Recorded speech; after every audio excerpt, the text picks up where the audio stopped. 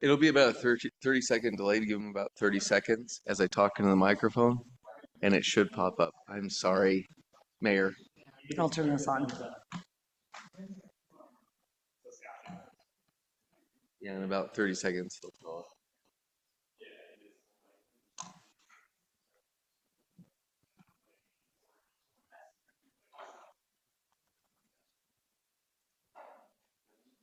Did that work? It was what? I can't hear you.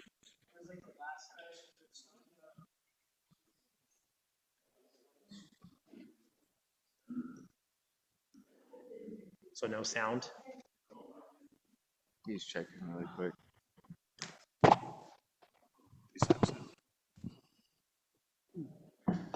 Bear with us as we work through some We're technical bugs this evening. We are in. To go. Okay, good evening, everybody. Welcome to our June 18th City Council meeting. I am Mayor Lindsay Peterson. Not really, I'm not. I'm her better half. Tonight, before we get started, can I get a motion from the council to fill in the mayor's place tonight? I think you have to say it, right? We gotta Say it. I motion motion to allow Buzzy to fill in for Mayor Pro Mayor. Tem. As Mayor. as Mayor Pro Tem. So Do I have to say his last name? We're okay It's a without small the account. last name. It's not that hard. We have a motion by Joni, second by Mark. All in favor? Aye. Any opposed? Unanimous. Well, thank you. I appreciate that. Hopefully I don't mess it up. Appreciate everybody being here tonight. We'll go ahead and start with our opening ceremony tonight. Councilman Reese will lead us in the pledge, and then Councilman Hansey with a prayer. Please rise. I pledge allegiance to the flag of the United States of America and to the republic for which it stands, one nation, under God, indivisible, with liberty and justice for all.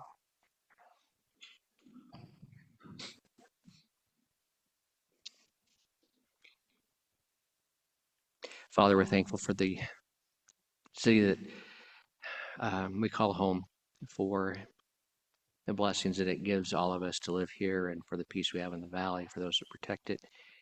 We're thankful for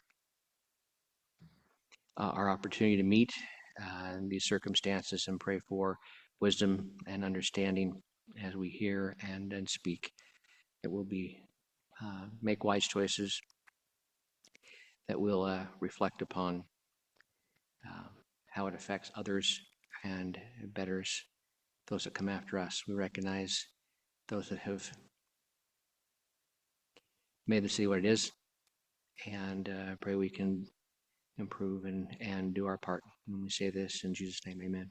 Amen. Thank you both. And I neglected to mention we are excusing Mayor Peterson tonight, who's out of town. She only misses about one meeting every 24 months. So for those of you in the audience tonight, you picked a special night to be here. Moving right into our opening, do I have a motion to accept the agenda tonight? So moved. Motion by Second. Emily, second. Second. Second by Kenny. All in favor? Aye. Agenda's adopted. And then I see this is so loud tonight. I see 3 sets of minutes. So let's first, can I get a motion to approve the minutes from the city council meeting on June 4th of 2025? So moved. Motion by Kenny, Second. second by Joni. All in favor? Aye. Thank you. Motion passes. May I also get a motion to approve the LBA meeting minutes from that same evening, June 4th? So moved. Motion by Joni, Second. second by Emily. All in favor? Aye. Unanimous. And lastly, for our redevelopment agency minutes that same night of June 4th, 2025, can I get a motion, please? So moved. Emily, and second? Second. Second by Mark. All in favor? Aye. Lovely. Thank you, guys. And we will now move on to recognition of an exemplary staff member tonight, which I have this up, Alan, so I can read it here. Tonight, we are honored to recognize Chase. Let me jump to the front of the screen here. Chase Argyle from the Streets Department, who has been nominated by Zach Root, and I'll read that nomination. Chase did a great job on the multiple friction seal projects this past week. The entire Streets Department staff put in long hours and hot hours. Chase taught all the first-year employees how to handle a project that impacts the residents. A lot of proactive work was put into making the friction still a quick and easy process. And I'll just add my thanks too. And I probably all of us here on this council saw all the work that's happened over the last few weeks on the roads. It is inconvenient for everybody. And it's one of the hardest jobs that our city staff take on during the year. So if we can just get a round of applause for Chase and the entire roads department.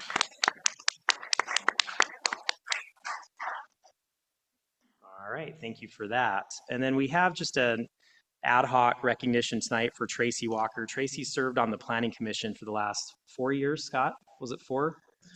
Just the past year. Oh, what? Was it only, man, Tracy Yeah. made such an impact, felt like 4 Was years. a little short. He got called on a 3-year mission, so he's cut short a little bit. But yeah, he was great for this year. He was with us. Okay, thank you, Scott. The city council just wishes to formally thank Tracy, who can't be here tonight, for his time. He's already out of the country on his next calling, so to speak. So just a round of applause to Tracy and thanks for his time at the Planning Commission. All right. And we will now move into our reports from our public safety officials. Chief Goodrich? Don't we, I threw you for a loop. Don't we usually do it the other way? I wanted to switch it tonight just to add some chaos. Happy to be here today. Alan, if you wouldn't mind opening up first the radar trailer deployment. So many of you have seen the radar trailer posted on 988 East and 2200 North. We posted that on on June 6th, and we picked it up today, June 18th on there. And the report kind of shows some of the stats on that. The speed limit on this road is 25, and it was positioned so that eastbound traffic would see the speed coming up on it. And if you can visualize that road, it's a very narrow road with no shoulder, no sidewalks really. And there's a lot of pedestrians that walk that and a lot of bicyclists and things that use that road on that. There was multiple complaints that came in from citizens who live on the street, as well as reports that we heard from city officials asking for the trailer to be deployed in that location. So during that 13-day deployment, we had 12,498 vehicles that were counted. Of that, 8,545 of them were speeding. It equates to about 69% that were speeding and 31% that were at or under the 25-mile-an-hour zone. As you go down just a little bit further, we broke it down in the conclusion, the miles per hour and 5-hour increments of what they were going.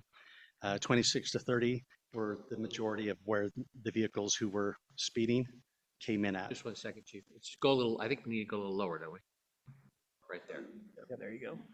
This one, so 26 to 30, we had 5,000 of the 8,000 vehicles basically that were speeding that were between 26 and 30 miles an hour. So on that busy of a road, that is not too crazy, actually. It's actually very encouraging to see that. And then our highest speed was 73 on that. So the highest coming eastbound was 58 when it got to the sign. And then because it has radar that faces away from it, it captured the highest speed, which was 73. Those speeds were recorded at about the same time, so it tells me it was the same guy that was trying to see how fast I could get it up to on that. So where we had a position, they would have had to have slowed down fairly quickly with that. So all in all, what we do see on this is that there was a calming effect on it. When the lights started to flash red and blue at 30 miles an hour, people did start to slow down.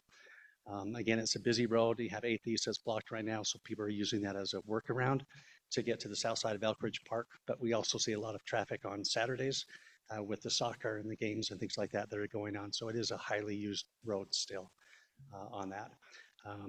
It gave us the best times to do enforcement on that. Between 8:30 and 11 in the morning is when we're seeing the highest speeds. And then again from 5:30 to 6:30, or 5 to 6:30, sorry, p.m. Is when, as I try to deploy my officers, that's the best time for the highest speeds on that. So I wanted to show that with you.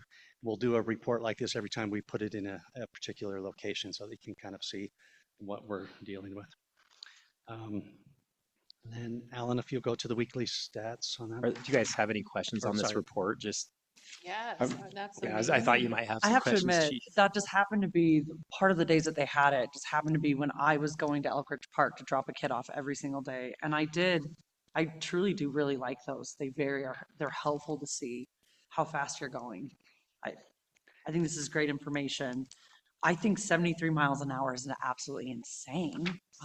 More than 3 times the speed limit is Yeah, crazy. and that road does make me very nervous because there is no sidewalk and there's not really much of not really anywhere for pedestrians to go. And to me, that is yikes. It's scary, and I'm grateful for the information because it gives you more information as No. a city council that you can make when you're making decisions on signs, or the public works making decisions on a flashing sign would be good here or not good here. It gives you some data. Chief, am I reading this last plot right, that the highest volume of traffic in the sampled period was Sunday evening, the 8th? I'm sorry, which page are you on? So the last plot where you've got that really dense line right before the 6-9, that vertical section right before the 6-9 line. I'm assuming that means there was a lot of, yeah, that Alan's got the cursor on there. Looks like there was a lot of volume of traffic there on that Sunday evening, which I guess surprised me a little bit. There was a lot of traffic. So the graph that I pulled in gave me a 4-day sample on that. I could do a different graph that has the actual numbers broken in by hour per day, but it's quite lengthy, but that might be a 1-page thing that we do, so it breaks it down a little bit further on that. But yes, that Sunday we did have a lot of cars on that. I like this. This tells us exactly where you should have your cars for the. This is a very nice report. I also really appreciate this. Awesome. This is fantastic right now. Keep in mind, these numbers will be elevated due to the closure of 2500 North and 8th East. Had that been open, these numbers would probably be very similar, only reduced in volume, the amount of traffic on that roadway. Yeah, I'd anticipate seeing the same type of speed on that, but you're right, the volume on it would be a little bit less, I believe. Well, I mean, it'd be less, but I think the time is what we're going to be able to watch to say if this is where you're getting the most. Exactly. So we've started something in the PD as far as I'm putting out something to my officers called the chief's desk. When enforcement requests come in and say, hey, from these times to these times, this is where the requests are coming in at. It'll help deploy the officers when they're looking for things to do and don't have the calls. Yeah. So Yeah, I that's hope great. that helps. And I think and then for some clarity, when this was first brought to the police commission, both the Hyde Park and North Logan representatives voted in favor of this. And then the question that came up that I think is important for everybody to know is we don't record license plate information, right? Like there's state law against, even though a 73 mile per hour speed limit person seems like that ought to be somebody we should be able to go after. We actually cannot do that, correct? That is correct.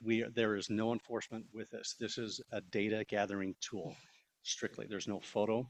There's no recording of license plates or drivers or vehicle information or anything like that. It records the time of day and the speeds and the direction to or from on that. That's it on that. And we did that on purpose because there was that fear. Chief, seeing that you said the person who went 73 you think was trying to see how fast they could go, when we deploy this again, would there be an incentive to occasionally have an officer nearby for specifically this purpose, to try to catch this person who is trying to get that number as high as they can? That trophy there. Yeah. Yes, there is that would help with that. There's also some things that we've learned. I can set a limit on that radar trailer on what it displays. So for instance, if I cap that limit at 50 miles an hour, that's what it shows. Up to that, it still records the speed of the high speed, but it doesn't give that visual incentive for people to fly down the road and see how fast they can Maybe get it. that actually sounds like a great way to do it then. If we're still going to get the information we need, but then we're lowering the incentive to try to hit 100 or something. Yep, exactly. And like I said, when those lights start to flash, we have seen a decrease in the speed. People start to go, oh yeah, on that. So you said there was a calming effect over time because the average speed decreased over time. But it is interesting to see, like, the only time it ever reached 3 standard deviations above was that last 2 days, like above the 58.4. Looked like there were a few times when someone was really flying down that road. Exactly. And that could be something too that we take from it. Maybe I'm leaving it there too long on that, and they're kind of going, oh, let's see how fast we can get it on that. We're learning as we go with this. This is a fairly new thing that we're trying to do on that. So 2 weeks feels like, sorry, 13 days feels like a good deployment though. Like, I feel like getting far better, more, I don't think I want to do a lot shorter than that though, because I worry we're not going to get good information. I feel like that gives us, as helpful information, like I said, the longer you can stretch that out, you do get a really good representation of the driving pattern yeah, of the residents that live there and what happens on the weekends through it. Yeah. So it is good. It's good information.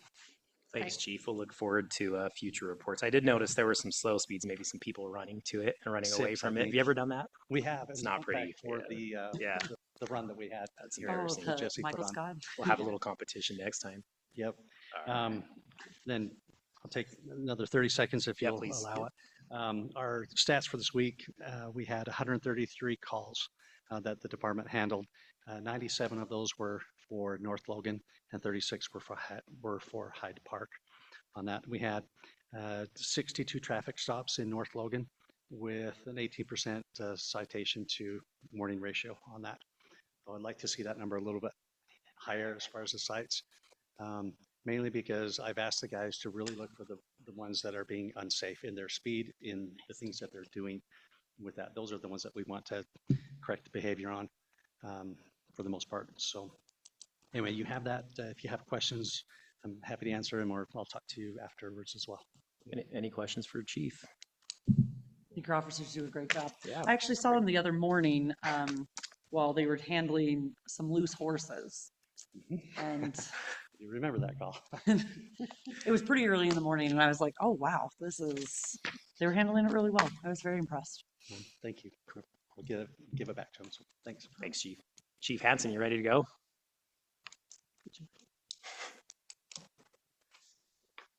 I'll make sure and tell the mayor to swap him back next time so that we. Oh, little curveball. I liked it. I liked it. No, thank you. Thompson, sorry. Be a fairly brief report. Just wanted to maybe review real quickly. Thanks, Alan. Looks like calls are about on track for last year at this time. We had 72 calls for service during the month of May, for a total of 389 running total for the year so far, compared to 384 the year before. Just a quick glance at the nature of the call, of the EMS calls, pretty balanced actually right now. Believe it or not, there's still a fair amount of sick people out there. There's still some pretty crazy strains of COVID and flu going around. So occasionally we still do transport those people. So the other thing I just want to remind, since it'll be a couple weeks before we meet again, June 24th, fireworks can go on sale.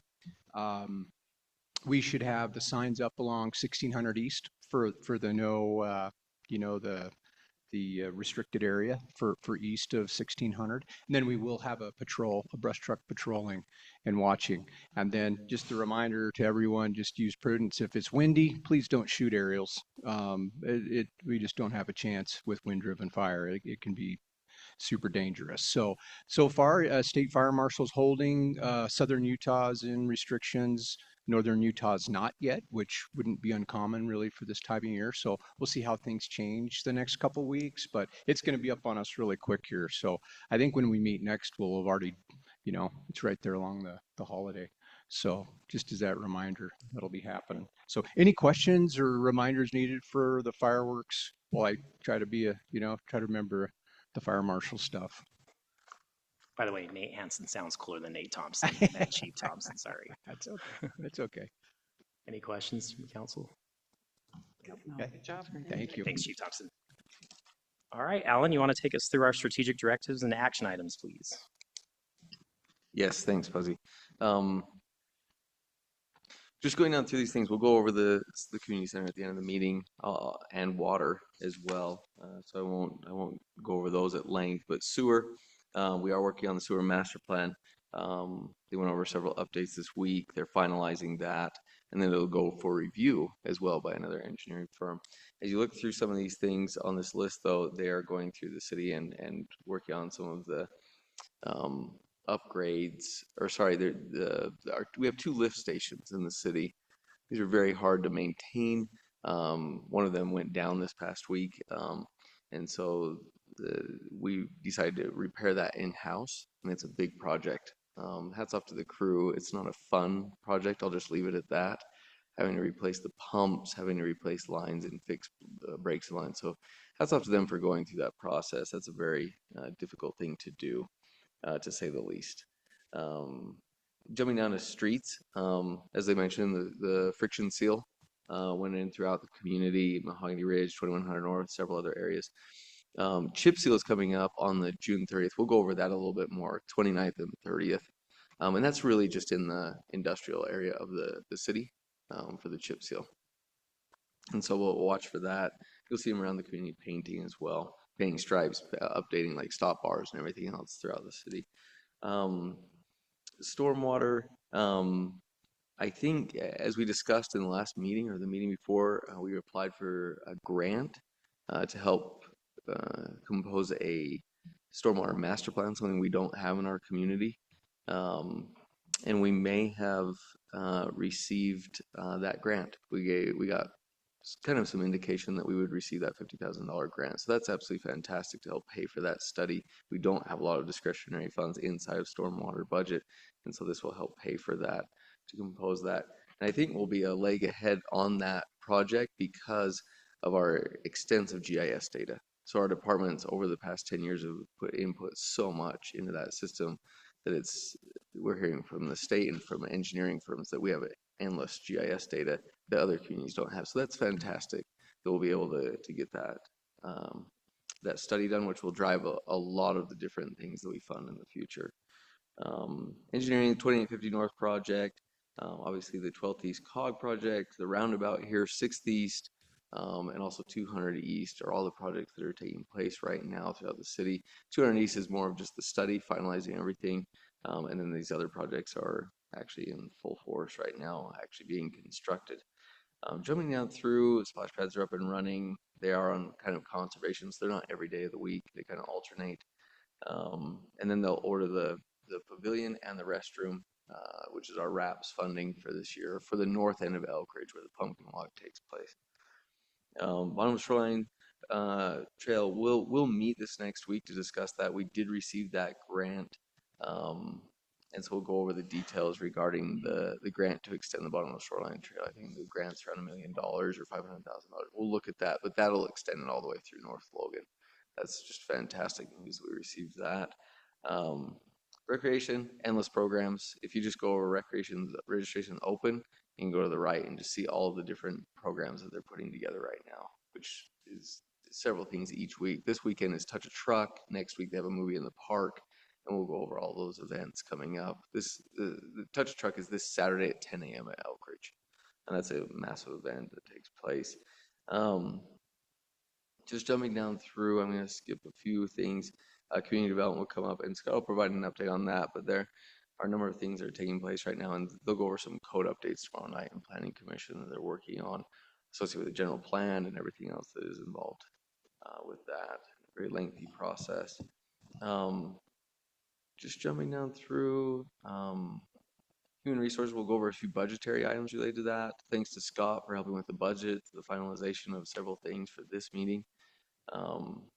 Library, they're helping with audiovisual. That sounds like a small task, but hats off to Trent because it's a very difficult process to go through. The builder's not covering that, and so we're doing that in-house to help. Not in-house, you're coordinating it in-house. And so it's kind of probably not under the job description for a librarian to set up all the audiovisual and a lot of the electrical for a new building coming in. But he's doing a fantastic job. And then next week, they'll have Scales and Tails. We'll go over that as well. That's a huge event. It's so large, we have to host it at the HSC. There's several hundred people that come to each session of that. And police and fire, thanks for their updates as well. I went over several things pretty quickly. Are there any questions on any item? Any questions for Alan? Just one Oh, quick. yeah, I do. Go ahead, brother. We've just probably finished on the stormwater infiltration in the sewer. You look for leaks in the spring and you fix them in the fall. How are we doing? Because we've probably done the spring identification of stormwater inflow into this. So one thing they're working on right now, actually, thanks for bringing that up, Mark. One of the key elements of that is we're going to try, and we're working with Hyde Park. This might work out very well. we're trying to eliminate one of the lift stations. There's nothing worse than having a lift station. Because if the power goes out and a backup generator doesn't kick on, that's a crappy situation. So anywho, they're trying to connect that to, it was an ingenious thing that they came up with, but to connect it to Hyde Park, and then we would pay Hyde Park a fee. So we'd never have to have that lift station up and running. The other large lift station is the one they're working on. But to answer your question, that was an area with high infiltration. There's way too much groundwater getting into the system in that area, and so that's an area that we will need to work on. Okay. As they look at that. But yes, they identify those areas. They come back with that sonar that they go throughout the city, and that identifies areas of infiltration or obstruction in the line. And so that's what they work on throughout the summer. I'm just curious as to how we're doing, if we're reducing that. Each year they've actually reduced it. That's a very good question, because when we meet with Logan City each year, they show each of the cities, and it used to increase exponentially in North Logan City, and it's kind of just leveled off. Meaning we have more lines each year, but we're not increasing the amount of infiltration. And so that's the biggest bang for our buck in the city, believe it or not. Literally, other than economic development and having a return on that, the biggest bang for our buck is preventing infiltration, because we pay for every ounce of water that is discharged to sewer in the sewer system. So yes, we need to stay on top of that. My question was, is the timeline for finishing 600 East still on track? Yes, 6 East is on track. We're actually helping with a few things, putting in conduit and helping with some irrigation lines in there in-house. But the project is still on schedule, and so is 8th East and 2500 North. Okay. We gave them a hard deadline. We said you cannot continue once school is starting. And so they're working, they might have to work some Saturdays. They said, hinted at maybe even some Sundays. So they wrap up everything by that date. I just know that that has been my biggest question of my neighborhood and my school. People want to make sure that Yep. school starts, those are open. That one's a lot easier. I shouldn't jinx us, but that one should be done long before school. We would This hope one so. right here is going to be cutting it close. The roundabout, sorry. What is the estimated completion time on both of those right now? Mid-July for the 6th East, and then the other one, mid to late July. The other one is like August 12th to 15th. That's what a school for should be, the 20th To or be something. honest the with you, that roundabout. is cutting it It's tight. pretty tight there. Yes, Construction products always stay on schedule. they do. Kenny, In North Logan City, I'm they going to do, tell you Kenny. right now, I need a positive attitude. With hilarious jokes. I'm just Benny's not realistic. usually the downer. I'm surprised. We No. did put in some provisions to say you have to have these certain elements done by that date, meaning the sidewalks, the paving, then they can come in and put in bells and whistles after that. But having that Okay. paved and ready to go is just, that's non-negotiable as far as the 2500 North 8th East is concerned. All right, I trust you guys to be putting the appropriate pressure as needed. Any other questions for Alan? No, thank you so much, Alan. Okay, we will move into our action items for the night. We do have 2 public hearings regarding 2 subdivisions.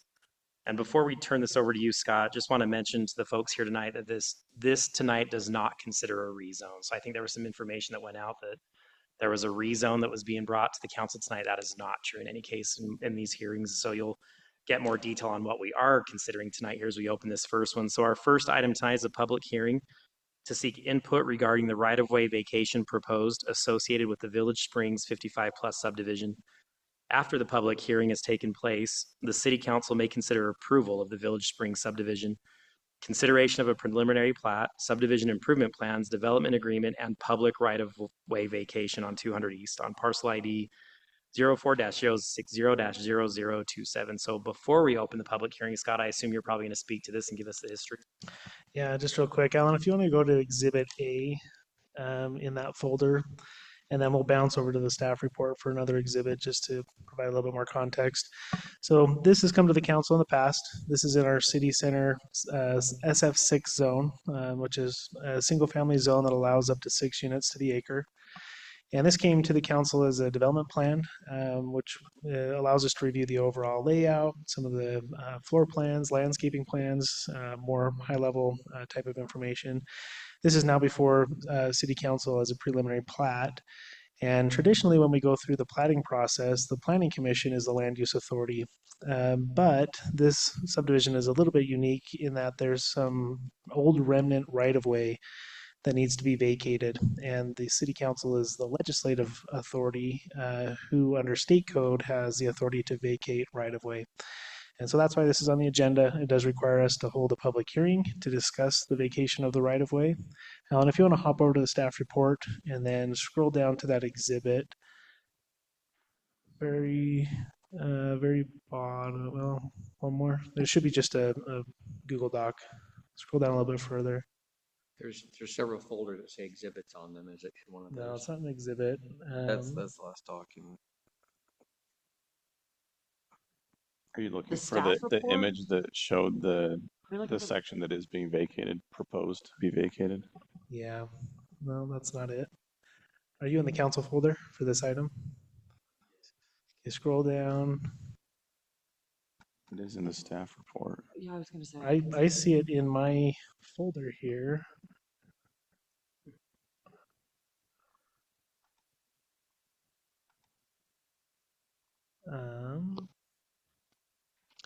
Second one up. There you go. One that your mouse is on. Click on that one. There we go. Scroll down just a little bit. There's an exhibit that shows this remnant right of way that needs to be vacated. There you go, right there. Okay, so this, the area that is shown in red, it's a gap parcel. It's old right of way that was dedicated for 2nd East and 2400 North roadways. Those roadways have been established in different locations, just how development has progressed around this area. You can kind of see on the left-hand side of that exhibit, 2nd East was already installed as part of that subdivision to the west. And 2400 North is going to take the existing stub, that 2360, and it's going to connect and meander to 2400 North, as you'll see in that preliminary plat. So this area in red is kind of old. If we had the perfect grid system through here, we would have used as those rights of way, but development didn't take that linear approach, and so this is considered vacatable. And what will happen with this is when the plat is recorded, this area will be absorbed into the development, and then new right-of-way will be dedicated for that connection of 2360 up to 2400. So that's why this is before the council tonight. We do need to have a formal public hearing to take public comment on this topic specifically, the right-of-way vacation. And then because it has this legislative action, it'll be the council's discretion to approve the subdivision plat and then the improvement plans. You guys have any questions on why this is on the agenda? I just had a question on that diagram that we just had up. Why are we not also vacating the 2400 North public right of way to the north of that remnant? Good question. So that area just to the north of the red sliver, that is additional public right of way. It's a half width that is, it's not needed to be vacated for the subdivision. If you look at the subdivision boundary and overlay this red exhibit, that area is part of what is proposed for development. And we don't need to vacate that northern portion, so we'll just hold on to it. And when and if there's ever redevelopment to the north, it may come in handy, or if it's not needed at that time, then we can go ahead and vacate it as well. But 2400 North doesn't take that direct path. It's taking this meandering path south to southwesterly towards Wolfpack Way. All right. I have more questions after the public hearing here. So before we open for comments from the public tonight, let me just read the instructions as required by the City Council for how we hold our public hearings here in North Logan City. Before you begin, please state your name for the record. Speak into the microphone so your comments can and will be recorded. Please limit your statements to 3 total minutes. You are not allowed to combine or bank minutes to speak on behalf of others. Please phrase your opinions in the form of statements and not questions. The public hearing is your opportunity to express your opinions to the City Council. It's not necessarily a time to ask questions or to expect dialogue between yourself and the council and city staff. Please address your comments to the council, not to members of the public. The council might ask questions about your comments in order for them to better understand you. In the future, please note that if you have questions or need to discuss a specific issue, you may meet with any members of the City Council or city staff before the public hearing where dialogue can take place. You may provide a written statement as your input for a hearing. You may read your entire statement or summarize it. The 3-minute limit still applies. You may also provide a copy of a written statement to the city recorder. You will make copies for the city council and the written statement will become part of the public record. However, the written submitted statement will not be included in the minutes of the meeting. And this reading of these instructions tonight will apply to our second public hearing as well. So with those instructions, we will go ahead and declare this public hearing open. And we have to sit here required for 8 minutes. No, not really. Does anybody want to speak to this tonight? Going once? Going twice? Oh, okay, all right. Please do. We got to warm up that microphone. So. I'm Karen Palke. I live in the neighborhood. I'm concerned about the people in Cinnamon Ridge and the things that they've put in the space that's going to be taken. And the map is, I'm not really clear where the land is going to be taken from. When you have this little red slice, because my understanding is that there was a road, some space north of that red slice that was going to be taken for a road. Is that correct? Not north, it is the red slice. It is the red slice. So Yeah. I'm wondering how many people's sheds and trampolines are going to have to be removed. And I can't tell by your map. It needs to be bigger, I guess. I didn't see anything on that property, right? It's all I think it's vacant north now. of them. The easternmost couple On the, This is the consideration though regarding this sliver. That doesn't Yes. affect any of the backyards. This is the vacation of that Yeah. sliver. and so where did, how close are you to the homes? I Thi- can't this one tell doesn't by, I affect need a any of bigger map to be able to see that. It's about the middle of the street, middle of the street. Right. And so only from the middle of the street is going to be taken? Nothing? The vacation of a gap parcel. So this red area. So, and I think to clarify is we're not taking anything. We're giving up the city's ownership of that Well, piece. yeah, right? I So- realize it's the cities. Yeah. But again, which homes are going to be losing space in the space that they thought they What- had that is the city's? This is a question I wanted answered as well. I do have other comments to make, so we make sure we're following the public comment because we are kind of entering. Yeah, you've got 15 seconds, Well, so yeah, we can, I we can just- discuss your. Yeah, I'm I definitely concerned wanna that those individuals are notified, that they know that they're going to lose land, but right now it doesn't look like they're going to lose anything Okay. from what that they're used to. Yeah. Is that and- correct? Yeah, so that's 3 minutes. We'll go through the rest of the public hearing and then we'll Okay. let the council and Alan and Yeah, Scott address your thank you. These concerns. are great It's fair questions. concerns. Yep, thank you. Other comments?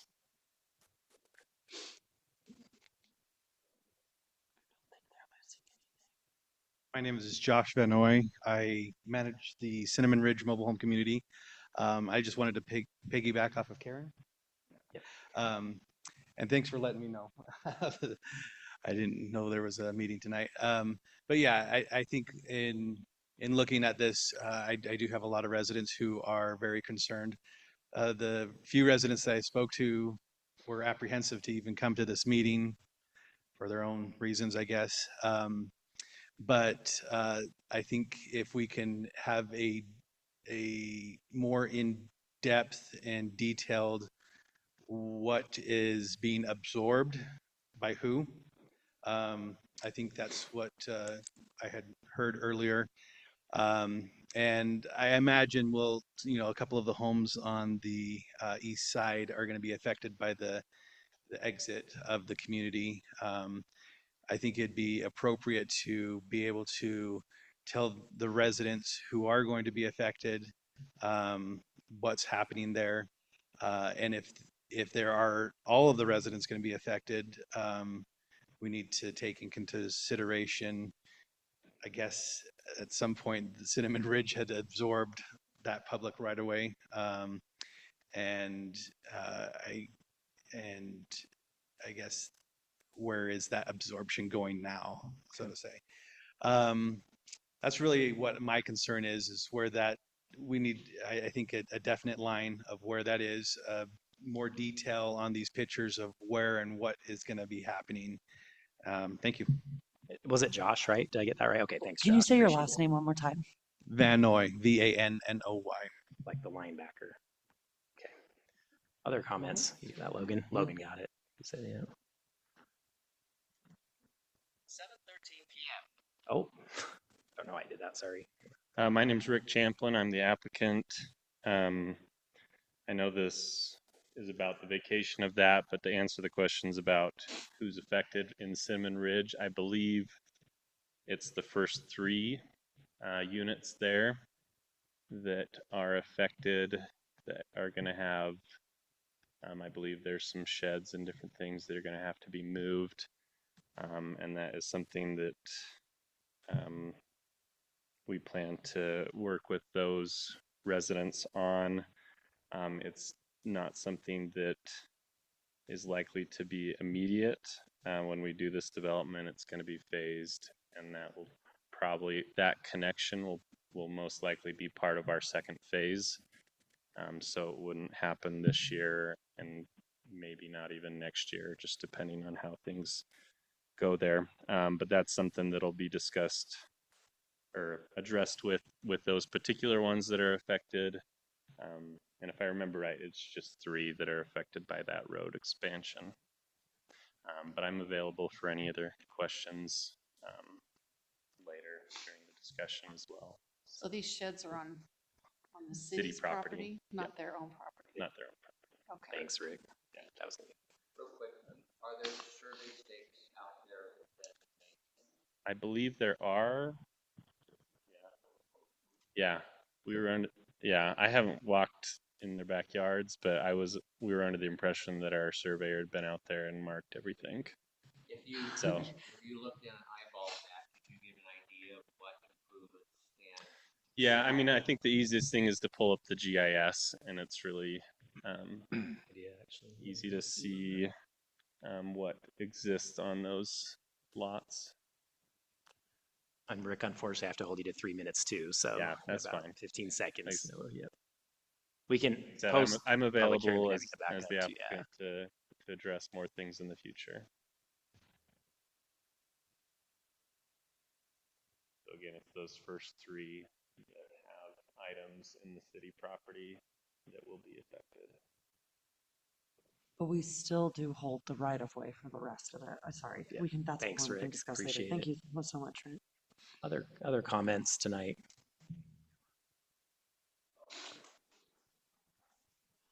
My name's Jason Holmes. I'm a partner on the development.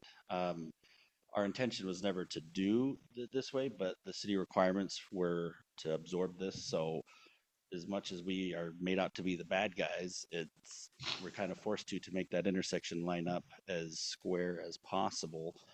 It is unfortunate, but also the residents in that development in Cinnamon Ridge rent the land, not own it. And I don't know why that continues to be mistaken, that it's not their yards, it's theirs to use, but we're not forcing anyone out of their homes. We're not kicking people to the curb. So again, our intention is to be amicable and to be as helpful as possible, but it's a requirement that was imposed upon us to do this. So thank you. Thank you, Jason. Other comments? Once, twice. All right, we will go ahead and close the public hearing. So, Alan, on the GIS, let's walk through this. Can you zoom it in even more? Yes, I can, but just to remind the city council, the item that's under consideration is the vacation of this area in red. Yep. The subdivision aspects, everything else, that's under the purview of the planning commission. Yep, and I think that's, so on the GIS, when we look at this specific to the concerns about folks that may have put pieces of their sheds into the city property, you can see clearly there, right, where the sheds overlap the property, Yeah, for but the we're not west. vacating that area, so I'm confused. Is the vacation what we see here in the yellow, correct? That's the same outline, right, Scott? It's this area right here, just this triangle, the gap. But, so you highlighted the one above it, which is what I'm trying to Yeah, I can't validate, so, highlight it yeah. because it's a gap. So we are not, where the sheds actually are not being relocated, other than maybe those first 3 lots because of the road, really? Because of the Yes. alignment on the road, correct? Okay. Questions from the council? Yeah, I do. Scott, was information sent about all of this to the property owner, not the tenants, but the property owner? So when this application was submitted to the city, initially it was a city center development plan, and there was a sign placed right at the northeasternmost corner of this property that advertised the first public hearing we held to discuss this topic. It was also noticed through the Utah Public Notice website and all of the other standard noticing that we're required to hold. And so that was notified that there was going to be a development plan considered. And this was several months ago when it first came through. But yeah, we did follow the noticing requirements for this project. Alan, you bring up a good point about procedure. I just want to make sure. So the item under consideration under the purview of the council tonight is the vacation of that right of way. But in the agenda, it does say after the public hearing, the council may consider approval of the Village Springs 55 plus subdivision. So Yeah, it's just a carryover. There's also the development agreement associated with that, but that just outlines basically what's taking place in the subdivision. okay. The city's not putting any money towards this. It's a clarification as to where our public utilities end and where they begin. And that was one thing, thanks for bringing that up, that we should have brought up. But basically what it says is that the city's maintenance requirements end at the city's rights of way. Is what's associated with that. Oh yeah, I did see that in that development agreement. Is there in that development agreement, there are certain paragraphs highlighted? What are those highlights supposed to indicate? Those were things language- added.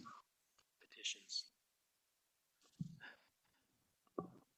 That- Those were things added for this specific development agreement. Okay. Other questions or entertain a motion? Now, just to be clear, we're just going to motion on the vacation. Well, to be clear, so the planning commission normally is the land use authority Right. that would approve the subdivision. When SB 174 came out last year, they kind of mixed it up to where they gave entirely that to the planning commission subdivision approvals. In this instance, because there's right-of-way vacation, the planning commission made a positive recommendation on all of the items and sent it to city council for final approval of the vacation, the preliminary plat, development plans, development agreement. So all those items that you see in the agenda, if you want to make a motion, I recommend that you follow the agenda item and then adopt the staff report. In looking at this, I do feel like, because it has been brought up, I would just like to make mention. I mean, I'm ready to make a motion. I do think it's really great that we have the Champlins who are willing to discuss with the tenants who are there, help them move. I think that's great. I'm glad to see that we have only of those 3 lots. It does make me concerned. Is there ever a time where we're going to be going into the public easement, the one that we still currently have, where there is stuff? Do we have any plan to use that at any point? Not in the immediate future. And just to bring this back up for recollection, the city council did ask that we not impede on as many of those folks as possible for the time being. Of course, the 3 people on the easternmost side, they will be impacted because that is where the road ties in at a 90-degree intersection for safety. The rest, we have said, we recognize that it's in the right of way, but we don't need that right of way immediately. Then they're encroaching, but we won't enforce it this time. Okay. That feels like an appropriate use. And I definitely do agree. I will want to make sure those people understand what's happening, what's going on. So I really do appreciate that the developers are willing to take the initiative there. That is not necessarily required of them. So I appreciate that. Was there any discussion too from the landowner when they're leasing these spaces where their property line was designated so that they weren't crossing over into property that was not part of their subdivision? I think it's just been that way for so long that the line just wasn't clearly understood. I don't think anyone did it, intentionally or egregiously. Probably did, and then everybody else assumed. I mean, Yeah, it's just the natural. You're kind of going where I am, Joni, because I have the same problem in my neighborhood. And as a city, we don't proactively go say, hey, just so you know, you've crossed into city property. And I'm just wondering if maybe that's something we need to talk about long-term, is actually enforcing that, because then tenants, We're never running. 3 tenants down the road may not even realize it, and then it turns into kind of a One hurt feeling One situation. thing to point out though is, yes, there are several areas throughout the city. back in the day, the city was very loosey-goosey about that. Yeah, And the problems that that created was that people were, they got, one, a double standard. Some people were able to do it, others were not. And that was pretty tough on several individuals. Just so you know, the past 5 to 8 years, though, we have not allowed that, and we've notified people. So there might be someone that lives near Buzzy that we have notified that they are not supposed to be in that area, and they just simply chose to ignore that. So That is not me for the Is record. that a code not me. enforcement issue then? yeah, That's what I was going to ask. Yeah, is that something our code enforcement officer can enforce? You know, I do appreciate the work that he's been doing. So, So for the time being though, because these sheds have been here for so long, is there a notice that can go to each one of them to let them know at some point the sheds? yeah, the developer would work with the individual property owners on that to send them notice that Tenants, when they get to that phase, as they talk about it. Yes, and thank you chaplains for doing that. No, I appreciate that quite a bit. Other questions? If not, I'll entertain a motion. All right, here we go. Time to motion. Okay, I motion that we want to make sure I'm saying this right. Sorry, guys. Vacate the right-of-way, the gap right-of-way as indicated on the map, and approve the preliminary plat subdivision improvement plans development agreement, adopting the staff report as it is listed. Did I get everything? Okay. Motion by Emily. Is there a second? I'll second. I heard Joni first. Thank you, Joni. Thank you, Kenny. If there were a third, you would have gotten that. Any other conversation or discussion? You know what? That's a great point. So there is an ordinance in the folder. State code allows you to vacate a right of way with either an ordinance or a plat. Because this is a plat, it will be done via plat. We do have an ordinance just as double overkill. So Do you want us to do both? You want us to do both? Yes.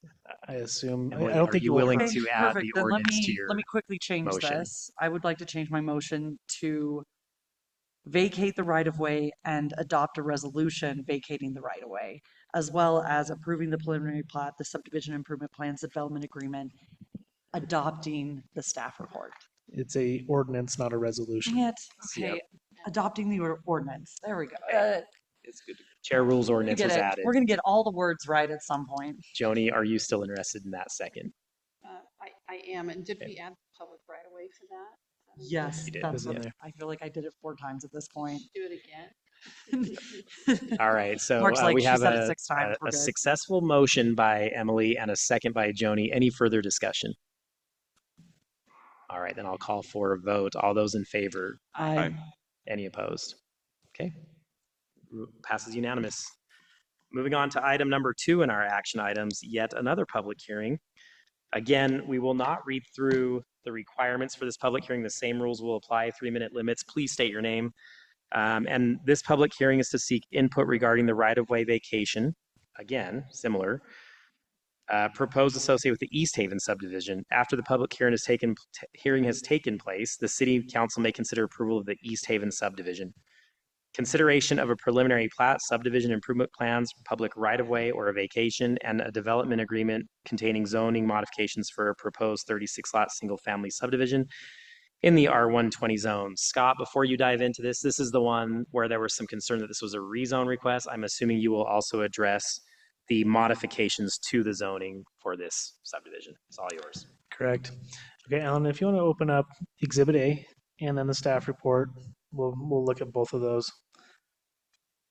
Yeah, let's start with yep, there you go, preliminary plat. So this particular subdivision is what we call a density bonus subdivision. Our subdivision ordinance has 3 different options. You can do a traditional subdivision, a density determinant subdivision, or a density bonus subdivision.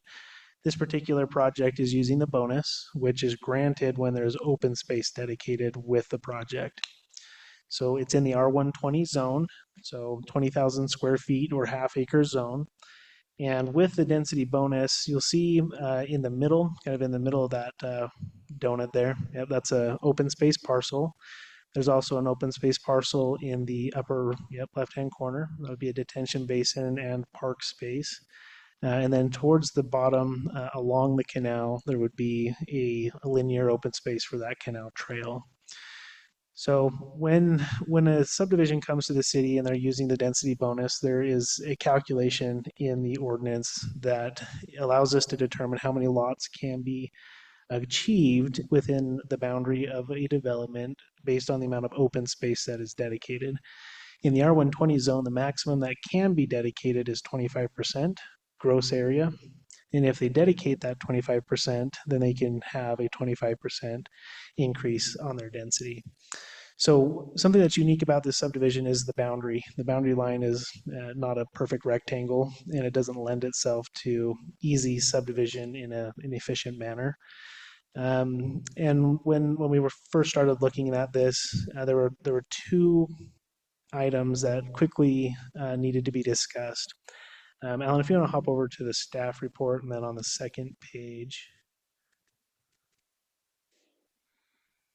Which one's the staff report? It should be it's right in that stack. Says Oh, sub. start- All right, they're condensed. Yeah, there you go. Okay, scroll down the second page. This exhibit you see, looks like a Christmas light, but what it is depicting is the culinary pressure zones in the city. This is something that most folks don't even know exists, but there's different pressure zones for a culinary system, and they're designed to maintain pressures from one area to the next. And the subdivision boundary for this project is split between pressure zones. And so there's a piece of infrastructure that needs to be installed right in the middle as you transition between those zones. It's called a pressure reducing valve, a PRV, and they are very expensive. They're about $100,000, and they are what we consider a system-wide improvement, as in this piece of infrastructure is not needed just for the subdivision. It services the rest of the culinary system in the region. And so it's a critical piece of infrastructure that's needed within the design of the culinary water infrastructure for the subdivision. But it is something that is above and beyond what typically one development needs for its own culinary usage. Okay. The other item is, if you want to hop back over to the plat and just keep that open. Exhibit A, there you go. So on that southern boundary, 2750 North is a stubbed road. It is stubbed at right there, the east side of the North Park subdivision. And it is intended to connect over to 12th East. And that connection right at 12th East, where there's a future four-way intersection, there's also the canal. And the canal kind of frustrates that connection because we have to bridge the canal. We have to put in, box culverts to make that connection. That improvement is what we consider an off-site improvement because it's not within the subdivision boundary, but we want that road to connect. It makes sense to connect, and if we were to leave that road unconnected, it would be a significant lost opportunity for connectivity east and west in our community. So the cost on bridging the canal and making that connection into 12th East is increased by about $200,000 because of that canal crossing. So there's significant costs that are associated with this development that the city cannot legally require the developer to participate in because they are either system-wide or off-site improvements. Those are exactions that are disproportionate with the development. And so when we first started looking at this, we said, hey, these are common goals. The developer is wanting to do this because it makes sense. The city wants it to happen because it makes sense, but the cost is prohibitive. So when we first started looking at this and we did the math with the density bonus, if this was a perfect rectangle and we could subdivide it efficiently, the math actually allows for up to 37 lots to be created. But this is a difficult subdivision to efficiently split into 37 lots. When we first created this layout, making sure each lot was the sufficient size, sufficient frontage, the maximum we could squeeze in here was 34. So it was underperforming by 3 lots. And so to help us create a win-win situation, we looked at adding a couple of flag lots into the subdivision. So we were able to squeeze in 2 more, got us up to 36. But in order to get those flag lots, we had to reduce the open space. So the open space that is shown in this subdivision is about 13.5% as opposed to 25%, to allow those two lots to be added into the subdivision to help pay for those additional costs on those improvements. The result is you get two flag lots, but you get a connected road that connects through, and we get an upgraded culinary water system with that PRV valve. Now, in order to approve something like this, because it doesn't follow the exact zoning of requiring 25% open space to be dedicated, we have to do what's called a development agreement that is legislatively considered and adopted if Planning Commission and City Council agree that this exchange of density for system-wide improvements is good for the city. So the state requires that this development agreement be reviewed with a public hearing through the Planning Commission, which was held at their last meeting, and that a recommendation be made to City Council. And that's why this subdivision is here before Council. Again, typically this subdivision would have just stayed with Planning Commission, but the development agreement has these zoning modifications to create this 36 lot subdivision with reduced open space in exchange for those improvements for your consideration. So that's where I think some of the concern was arisen, that there was a zone change being considered for this project. That's not entirely true, because there's not a zone change. It is still R120 zone, but we are modifying the requirement for the open space to allow for this configuration. So that is a modification to zoning that can only be granted by City Council through a legislatively adopted development agreement. Okay, the other thing in the development agreement that differs, other than the density, is that the open spaces are not being dedicated to the city. They are being maintained by the HOA for the subdivision in perpetuity. If you read our ordinance, I would argue it's quite antiquated, because it requires that the open space be dedicated to the city for perpetual maintenance. Our parks master plan does not contemplate a park in this subdivision, so we don't necessarily want the land to maintain. I mean, it's great to get open space, and that's the intent of that subdivision tool, but we don't want to keep this as a city park that we mow on a weekly basis. So the zoning modification in the development agreement actually says that they can keep it as an HOA maintained park. But if you read that language, we did say, hey, the intent of the ordinance is that it be publicly accessible.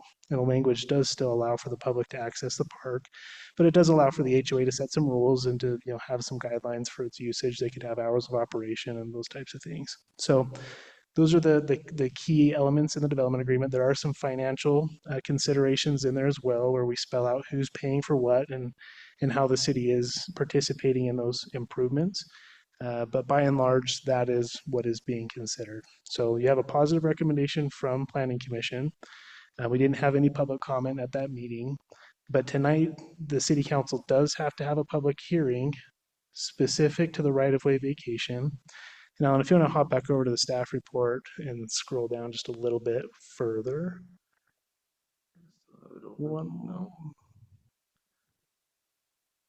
I think it's, yeah, there you go. Scroll down just a little bit more. This is almost identical to the last item on your agenda.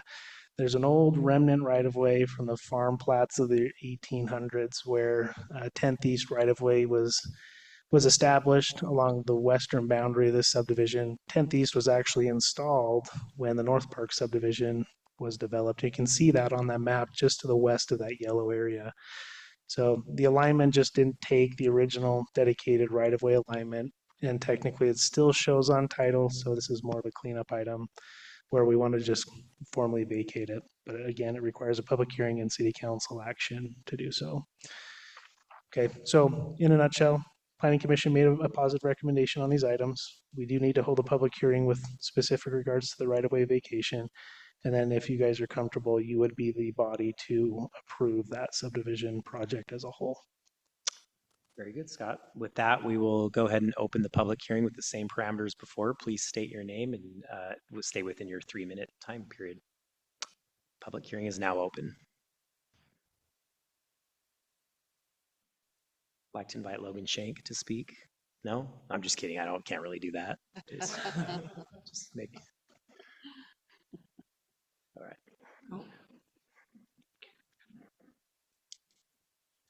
Karen Palke. I'm supportive of the innovative approach to this subdivision.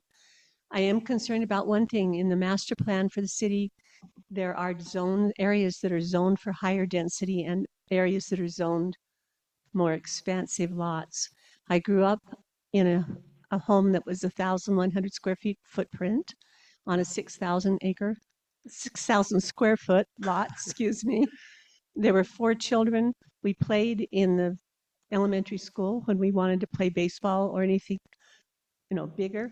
This home is about 4 houses away from multimillion-dollar homes. I'm concerned that the city thinks that home lots have to be bigger sized, and that when we need to have lower priced homes, having homes around 6,000 square foot lots works very well if you have a place, a park area, or a school where the kids can play. Thank you. Thank you, Karen. Other comments? Once. Okay, we will go ahead and close the public hearing and open for discussion for the council. Karen, thank you for your comments. This council grapples with what to do with zoning all the time, especially with our growth, and those are refreshing comments for, at least for me, speaking for myself, to hear, to be quite honest with you. All right, council. I couldn't agree more with Karen, though. I think this is a very innovative approach because we were looking at getting 37 lots and now we're getting 36, and we're fixing some pretty severe problems. So in my mind, thank you for your excellent work, Scott. There's just one question because I feel like this comes up quite a bit. I know this is such a highly specific situation. Is there any way us doing this is ever going to come back to bite us? I.e., is somebody else going to be like, well, you let them do you know what I mean? I can't see it, but I'm just wondering if is there any way that this is going to come back?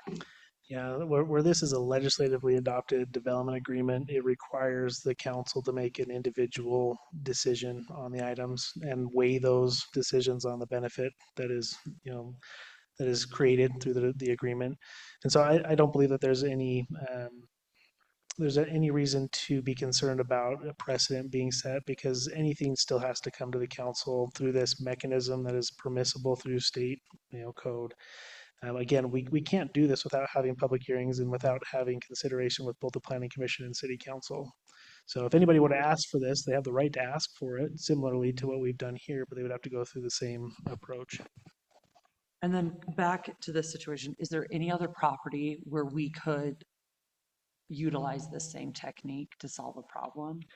We did have to be creative on this. And when we first sat down, we thought, our subdivision ordinance does have what's called a connectivity incentive, where if there is a connection needed that is not in the best interest of the property owner, specifically where it creates, financial, burden or an offsite improvement, we do have a mechanism where we can give the right of way back to the calculation and help them, create some smaller lots as almost a bonus. But that tool is only available for a density determinant subdivision. So we wouldn't have gotten any open space with using that other mechanism. We are working through with the Planning Commission a zoning tool that is contemplated in the general plan, where we can essentially work together with a developer to create high quality development in exchange for density. But those tools aren't available yet. We actually anticipate those tools replacing the density bonus subdivision method as we go forward. But those are still under development. So I kind of think this is a good exercise for us to kind of work through to see how can the city and the developer work together on a mutually beneficial outcome. So yeah, I'm sure there is many more situations where this could be applied, but we need to formalize it so we don't need to go through development agreement every time we want to consider a benefit like this. I think this is great. Scott, is there a 1-minute summary of how that pressure reducing valve helps beyond just this development? Yeah, Alan, are you able to speak to it more scientifically than I? Not much more. I think we're on the same level. So if a water line is going to cross a pressure zone from system to system, it has to have that pressure reducing valve in that line. It's better though for a system to not have dead end lines everywhere. It's better to loop through. So if we have a looped system, it's better circulation for the water, it's better for disinfection, and it's better for if we ever have an issue or a break anywhere in the city, there's multiple access points to get water to individuals throughout the community, which people might be surprised at how many random breaks we have in the city, and our crews go out and fix them in the middle of the night. But it is pretty often in these areas. But yes, it provides, I wouldn't say system-wide, like the entire city, but definitely a large radius of 2 or 3 blocks in every direction is benefited by having a PRV and able to cross that and loop through the system. Just a side one, I'm assuming that this property had water shares, so is this going to be water that they'll have secondary access? Yeah, they will. So they'll be pulling right off the canal, which is immediately adjacent, and they'll be creating, per the new secondary water ordinance, they'll be creating a subdivision-wide secondary water distribution system that is HOA managed and maintained. But yeah, every lot will be on secondary water for outdoor use. And they have sufficient shares to cover the higher density of lots than we were originally thinking. Yeah, that's something that we will. So they will actually need to convert some of those shares to our culinary system, and then maintain the appropriate amount with their secondary system. So this used to be entirely just farm and irrigated with secondary. And when we develop it with homes, we convert some of that secondary water to our culinary system, and then we keep what is needed for the secondary system. Well, and you're going to have houses, so the footprint for needing to water a large tract of farmland is going to be far less than I think what these will use. So that's actually, it's a very well laid out plan. I like it. Not a fan of the flag lots, but I think this one works with it backing up to that park. Other questions or comments? Otherwise, if anybody feels so inclined to make a motion. Just a real quick question. In the development agreement, it talks about water rights, and the water rights, the shares themselves will be held by the lot owners or the HOA. They have to be owned by the lot owner. Under the law we dealt with before, that this falls underneath that requirement, right? Right. Okay, that answers the question. Feels like Mark, you wanted to make a motion, maybe. I don't know. I know the developer well, so I think I should Okay. stay away from that motion. But Mark is recusing. Great, you guys get to listen to me do it again. Okay, I make a motion that we approve a preliminary plat, a subdivision of improvement plans, and vacate the public right-of-way with a plat and with an ordinance, and adopt the findings and facts of the staff report. Sounds like we have a That'll work. positive motion from Emily. Is there a second? I'll second. Councilman Reese, second. All in favor? Any more discussion? Sorry, just one. You were saying flag lots plural, but I only see lot 32 as a flag lot. Where's the other one? Yeah, look towards the south, that triangle Oh. pie shape down there. I gotcha. Okay. And so that one. Oh, yes, I see. Okay. Yeah. Thank you. Other discussion? Okay. Now I'll call for a vote. All those in favor? Aye. Any opposed? Motion carries unanimously. All right. Moving on to turns out that's it for our public hearing portion of the meeting tonight. So you're more than welcome to stay. It's exciting. It gets really fun now. Where are you guys going? Yeah. Just kidding. Yeah, feel free to go. Totally kidding. Enjoy your evening. Thank you for your comments. Stay cool Really out there. Yeah, thank you. We will move on to action item number 4 tonight, which is a resolution, consideration of a resolution to approve the revision, or revisions, I should say, to the FY 2025 municipal budget. Alan. Thanks, Buzzy. I'll go through some of these fairly quickly. What this is these are only changes between last meeting and this meeting. So last meeting we had a public hearing, we went over the budget at length. These are just some final revisions. And what this is as you see these revisions, these are changes to the existing budget, so the one that will end 2 weeks from now. But as you go through this, I'll just jump through a few items. I can jump over the budget if you want me to look at that as well. Building inspection, this is hard to guesstimate every year, but we had a little bit higher anticipated revenue, which is a great thing. A little bit higher increase in expenses, but more revenue than Get that out anticipated, of but we there. have to make an adjustment there. So that's what that adjustment is. Streets. This is one thing that we're tracking down, but the COG revenue, we just have to track that because we have 2 or 3 COG projects taking place right now. This project right here, the 6th East project is COG funded. It's a spot improvement, so it has a cap of 300,000. Then we're matching with impact fees. 12th East is a COG funded project. And then 200 East, but it's more right-of-way acquisition right now, not actual construction. And so those are those costs that are coming out of that.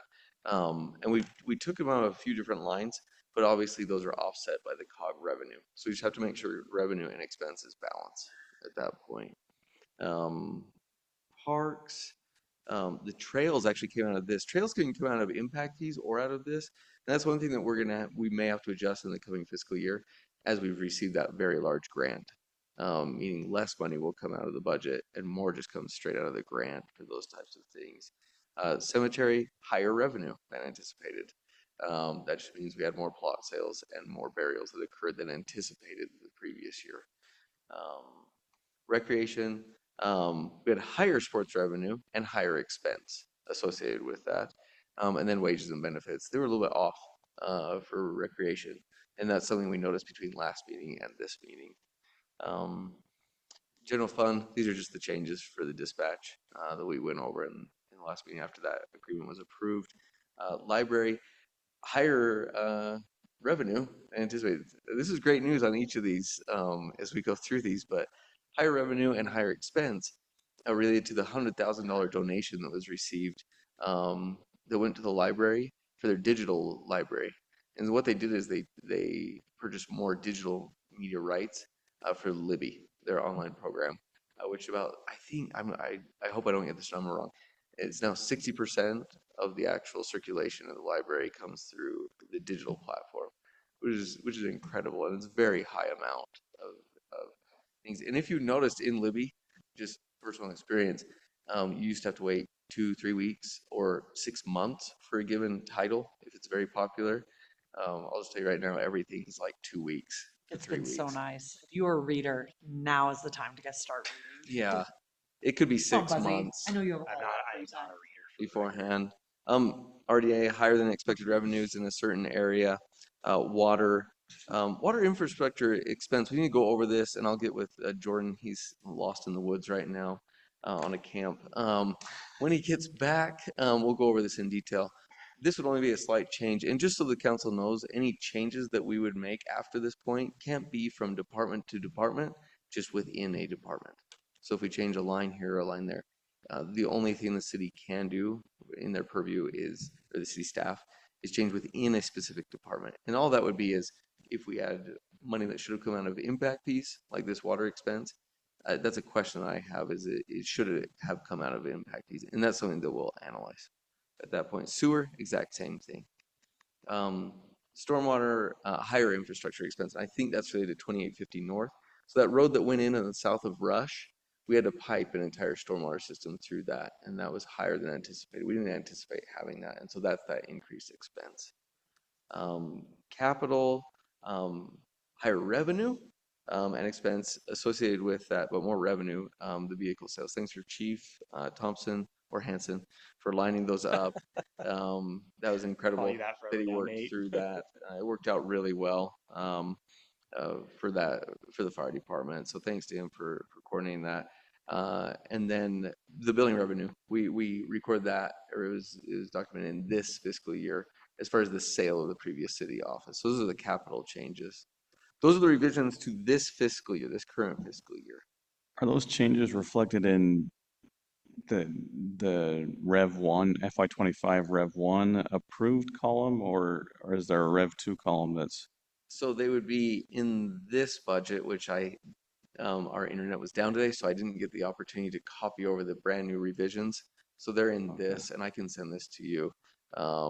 But they're all documented in that those revisions. And yes, what you'd look at for these adjustments is column F in each of these departments. So right here, column F, you're looking at the building fund.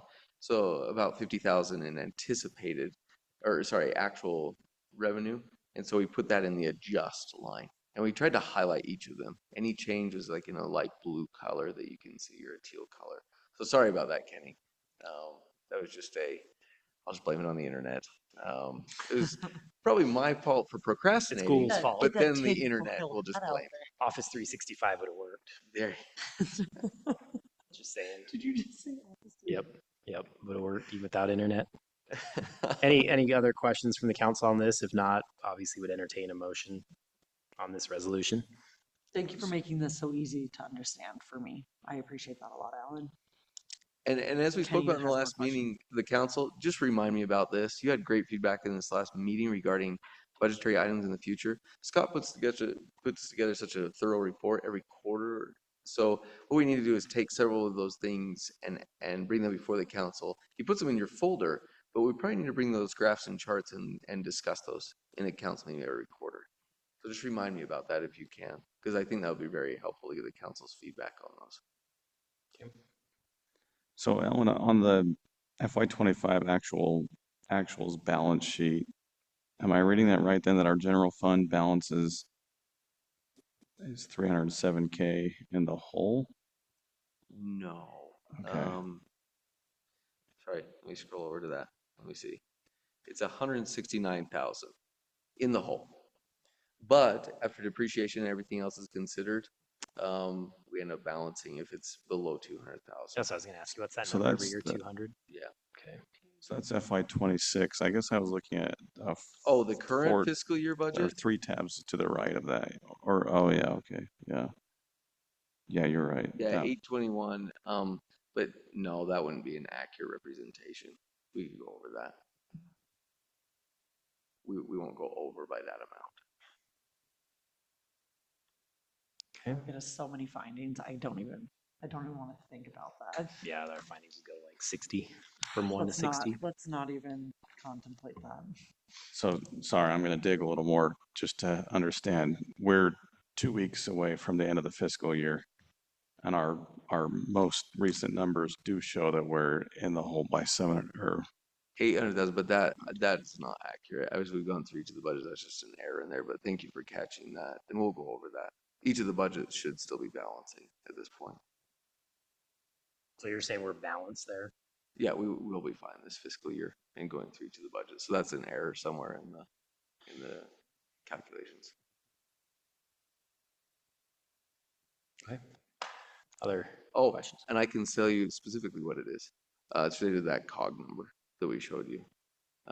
Because the revenue isn't accounted for and the expense is. And so that's We the haven't one thing reflected that the we COG. But once the COG revenue Numbers. comes in. Once that it'll comes in, balance. yes, you will balance. Okay.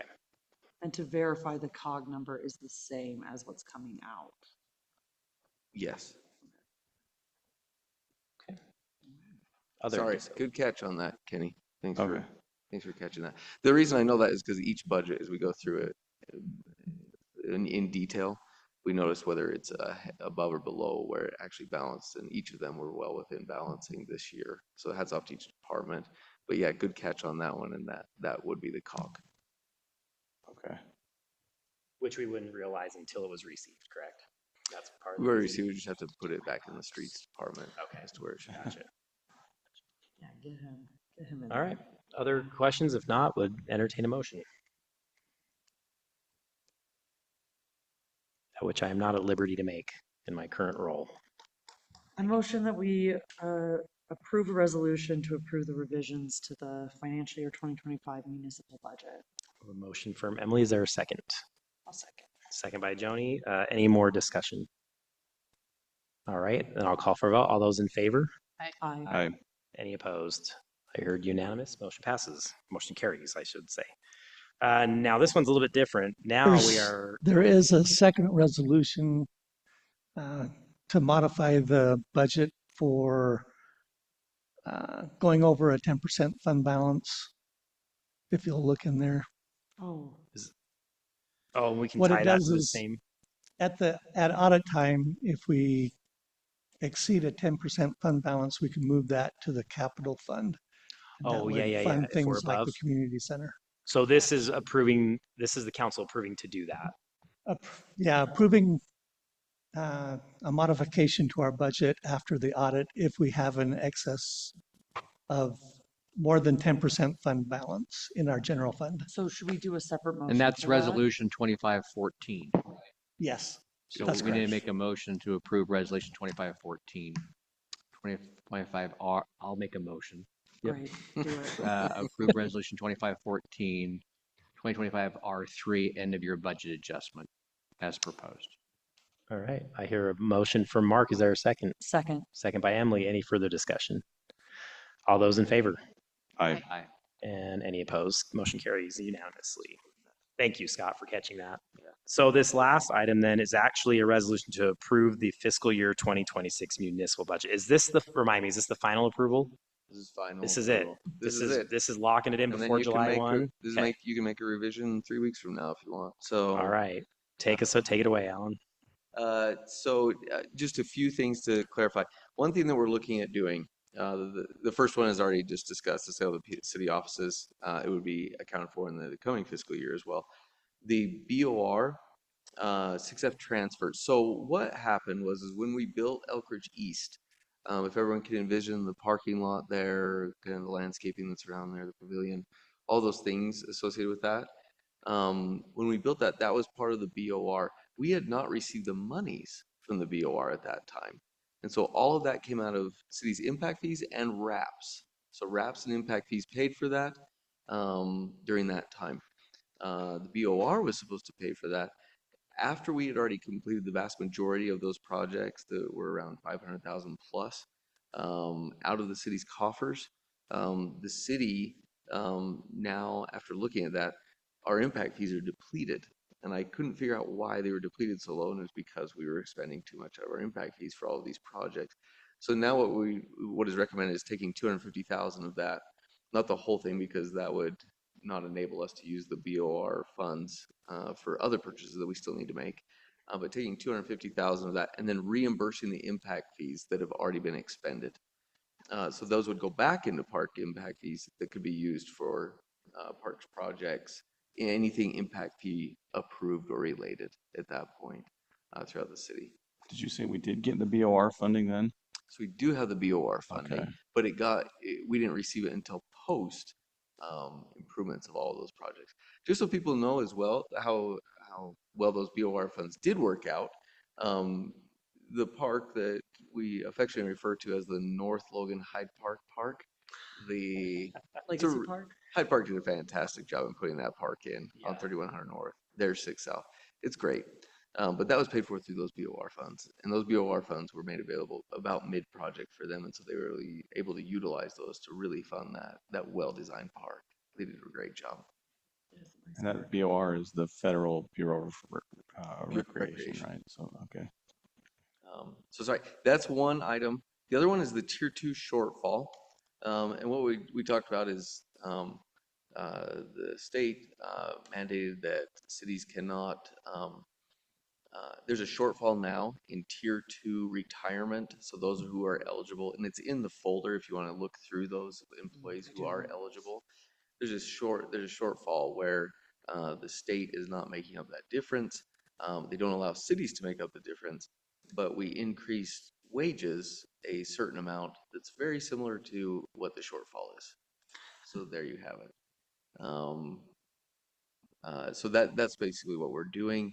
Stormwater and community development. This is just a clarification item. Back in the day, we used to calculate the subdivision fees based off of the number of lots in the subdivision. There was a complex formula that went through a lengthy process, and all of that just went straight into community development as revenue, which is a great place for it. They take it through most of the process. As we looked at it, most other cities just basically take the total improvement costs for a subdivision.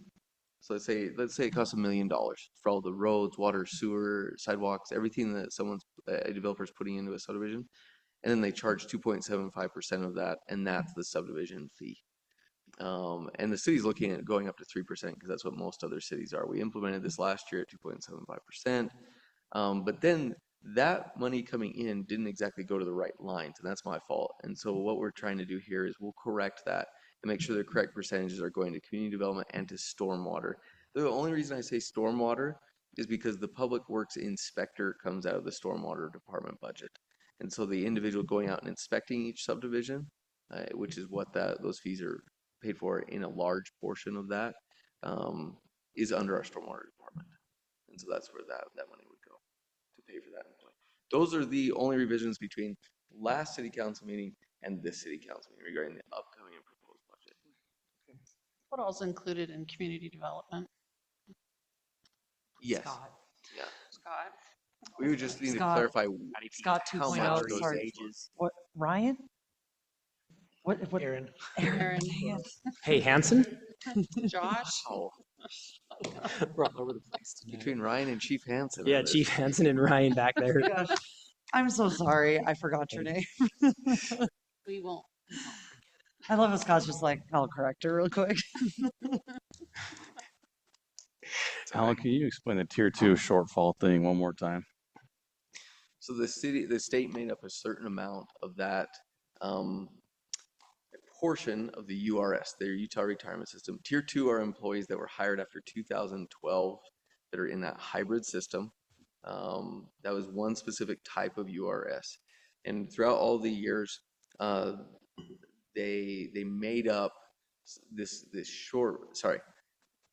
they weren't over a certain percentage of that, and the state vowed that they would never pay over a certain percentage of the employees' retirement for tier 2 specifically, tier 2 hybrid, that was it. But now they've exceeded that certain percentage and they call it a shortfall. I don't know why, but essentially the percentage that they go over that defined amount, which I think is like 10% or 8%, once they go over that, each year is like a 0.08 increase, and then the city's opted in the past to cover that because it's not really fair to we don't cover it, we give them a wage increase commensurate with that amount because it's not really fair to an employee to have a pay deduction every year associated with their retirement. So we just have to build this into our budget forevermore for Yes. as long as we've Until- employed. Unless we can get a state legislator to actually address this and not put in something that says you're not allowed to cover this through This is- URS. It's so silly to me.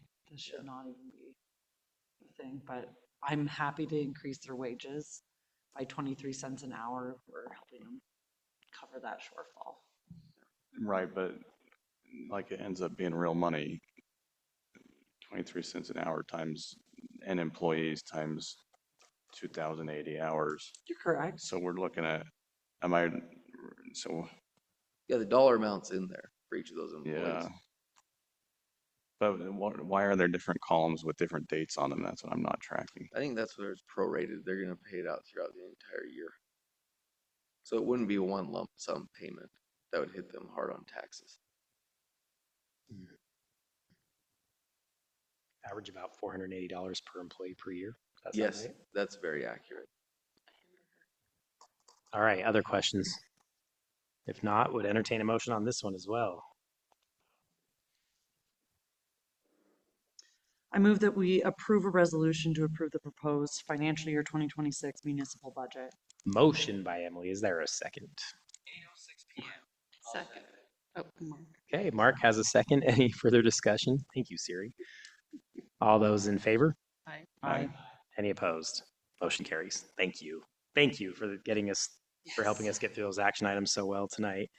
We will now move to our work session items, which, by the way, does include a closed session tonight. So why don't we start with the general plan, Scott, and then we'll go from there. Yeah, just a real quick timeline of what we're looking at in the next couple of months. So next month, July, we only have one planning commission meeting because of the holiday schedule. That is on July 10th. And we will be holding a workshop specific to the form-based code that is being developed for the city center area. That'll be a first review of the draft code by the Planning Commission. Anybody's welcome to attend if you want to work through that in a work session environment. Our consultant will be leading that. But that'll be a larger milestone in the code updates that we are undertaking for the greater general plan implementation project. There's hundreds of pages of red lines in our code to bring our general plan to the regulatory environment. And this is one big chunk that we'll be reviewing with the Planning Commission on the 10th.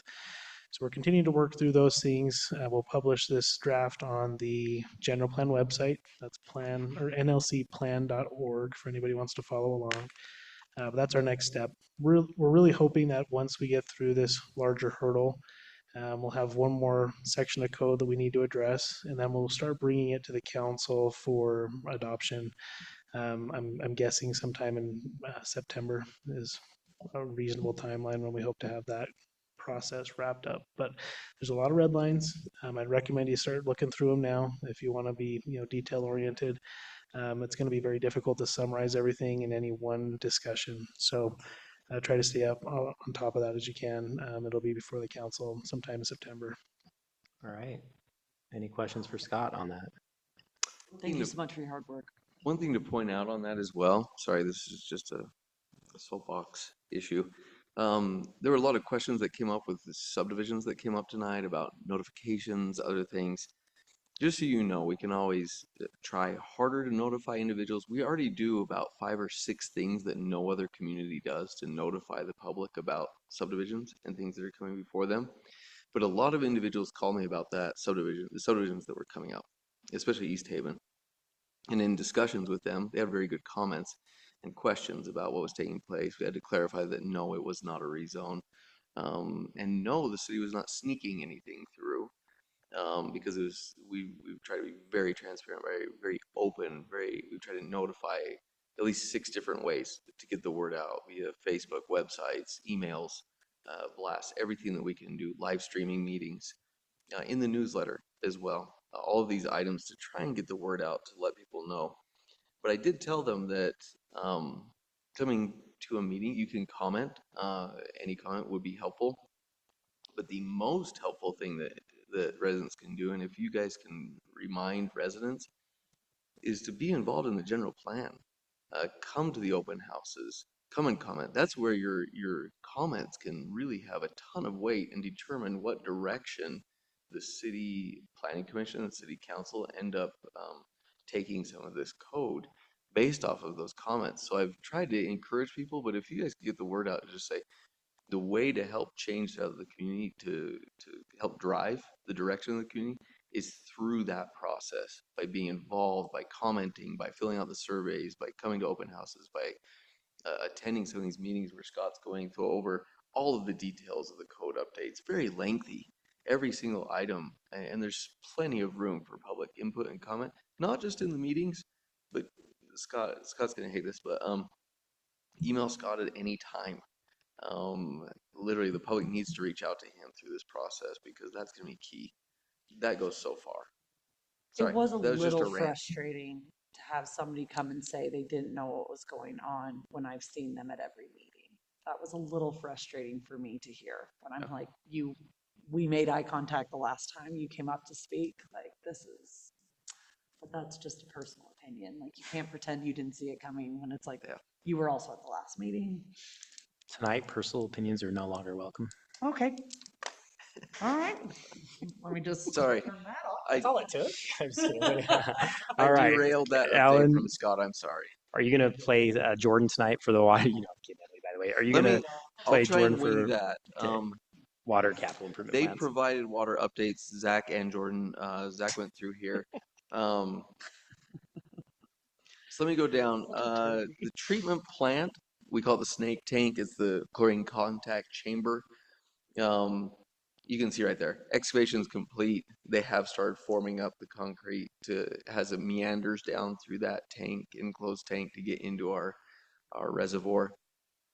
The 4 million gallon tank, that should start later this week or early next week. Hopefully we can send out a parlance to all those individuals, especially like a neighborhood to the north of there that will be affected by several trucks in the coming weeks as they come in and they start doing some of the excavation work and the concrete work.